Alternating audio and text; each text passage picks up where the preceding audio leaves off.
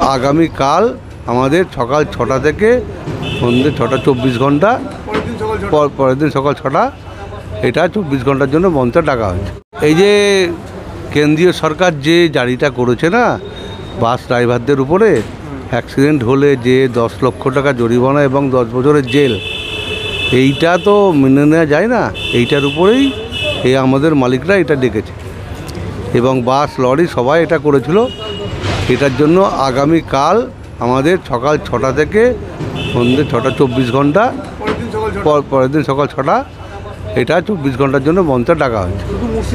শুধু মুর্শিদাবাদ জেলা আমাদের সমন্বয় কমিটির জন্য এটা ডাকা হয়েছে। না, রাজ্যব্যাপী না, আমাদের জেলাব্যাপী। না, কালকে কোনো বাসের কোনো জেলাব্যাপী চলবে না।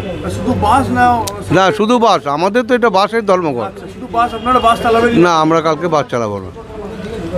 পরশু থেকে আবার পরিষেবা, পরশু সকাল থেকে আবার যেমনকার তেমন চলবে। দাদা, এটা তো কালকে গতকাল মানে আগামীকাল সকাল থেকে তো অনেক জনজীবন ব্যাহত হবে। আমাদের আগের থেকে তার জন্য মাইকিং করা হয়েছে, সমস্ত জনসাধারণকে বলা হয়েছে। এইটা কি সম্ভব নাকি? একটা অ্যাক্সিডেন্ট হলে তার ১০ বছর কারাদণ্ড, ১০ লক্ষ টাকার জরিমানা, এটা কি সম্ভব? আমরা চাই এটা উঠে যাক, উইথড্র করুক কেন্দ্রীয় সরকার। এটা কি সম্ভব নাকি? এটা হয় নাকি?